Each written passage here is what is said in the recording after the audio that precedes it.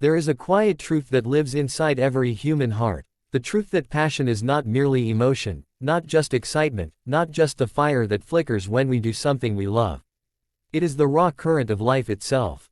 How passion turns into power explores this sacred energy, how it begins as a whisper, grows into a flame, and if nurtured with faith, discipline, and purpose, transforms into a force capable of reshaping one's destiny.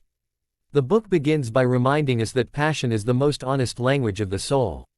It speaks through our longings, our curiosities, and the things that make us lose track of time. Every person is born with this inner spark, yet most suppress it under the weight of fear, doubt, and conformity. The author paints a vivid picture of how society teaches us to trade wonder for safety, how many choose stability over growth, predictability over freedom. But the truth, the author insists, is that greatness cannot coexist with comfort. Passion, when buried, becomes restlessness. But when honored, it becomes power, the kind of power that doesn't dominate others but elevates life itself. Through the story of several individuals, artists, entrepreneurs, and ordinary people who dared to follow what set their hearts ablaze, the book unveils a deep spiritual law, that the universe bends toward those who live with conviction. There's the story of a young teacher who left her secure job to open a school for underprivileged children. At first, she had no resources, no investors, no clear roadmap, only the clarity of her calling. But as she followed that inner pull, opportunities unfolded like petals opening to sunlight. The message was clear: when you move in alignment with your passion, life moves with you. The book doesn't romanticize passion as an effortless or purely emotional experience. It reveals that true passion is both beautiful and demanding. It will test your patience, stretch your faith, and ask you to grow beyond what you believe possible. Many people mistake passion for constant excitement, but the author shows us that it is a lifelong commitment, a relationship that demands loyalty even on days when inspiration fades. Passion without persistence is a spark that burns out quickly. Passion with discipline becomes a sun that never sets. One of the most profound chapters delves into the difference between ego-driven ambition and soul-led passion. Ambition seeks validation, passion seeks expression. Ambition says, "I want to be the best." Passion whispers, "I want to give my best." When we operate from ego, we exhaust ourselves chasing recognition.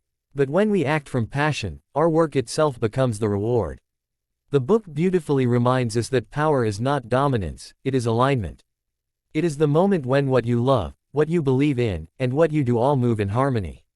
The author explores how passion transforms into power through 3 stages. The first is awakening, when you rediscover what makes your spirit come alive. Often, this awakening happens after pain, loss, or a deep sense of emptiness. When life strips away what is false, we begin to hear the quiet voice of what is true. The second stage is devotion, the process of pouring yourself fully into your craft or purpose, regardless of results. This is where power begins to take shape. The third is service, when your passion no longer serves only you, but becomes a light for others. Power reaches its highest form when it uplifts the world around you. In one particularly moving story, the author writes about a man who spent years building a business solely to make money. He was successful by every worldly measure, but felt hollow. One day, while volunteering at a local community center, he discovered joy in teaching young entrepreneurs how to navigate failure. What started as an act of kindness became his new life's mission. He realized that power without purpose is noise, but when passion is married to service, it becomes symphony. Throughout the book, the author returns to a recurring truth: passion is not found, it is cultivated. It grows through action, not contemplation. Many people wait for a perfect idea, the right time, or divine inspiration to begin. But passion, like a flame, needs oxygen. You must act first, even when uncertain. Action clarifies desire. The universe doesn't respond to hesitation, it responds to movement. Even a small step toward your dream creates a ripple that awakens unseen opportunities. The narrative also touches on the emotional dimension of this journey, the loneliness, self-doubt, and resistance that often accompany a passionate life. When you follow your truth, not everyone will understand. Friends may drift away, comfort will disappear. But as the book gently teaches, this solitude is not punishment, it is preparation. Passion needs silence to deepen its roots.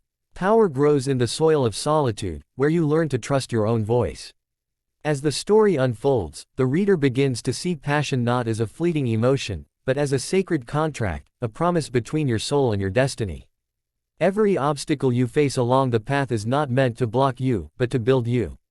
Challenges refine your purpose. Rejection strengthens your clarity. Failure deepens your compassion. In this sense, power is not achieved by force, it is received through surrender.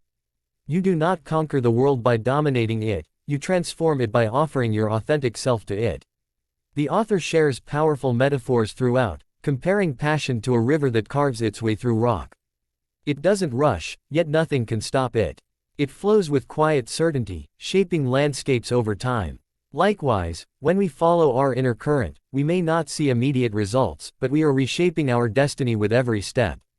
One of the closing insights of the book speaks to the ultimate transformation, when passion turns into peace. At first, we chase our passions in search of happiness, but eventually we discover that passion itself is a path to inner stillness. When you live in alignment with your purpose, you no longer need external approval. The fire within becomes steady, not loud, but luminous. This is the highest form of power, calm, focused, unwavering. The book ends with a reflection on legacy, the idea that real power is not measured by what you accumulate, but by what you awaken in others. When you live passionately, you give others permission to do the same. Your life becomes an invitation, a living message that says, it is safe to be alive. It is safe to be true. The world doesn't need more successful people, it needs more passionate souls, those who love deeply, work honestly, and serve selflessly. Every page of How Passion Turns into Power reminds the reader that the journey is inward before it is outward. You must light your own fire before you can illuminate the world.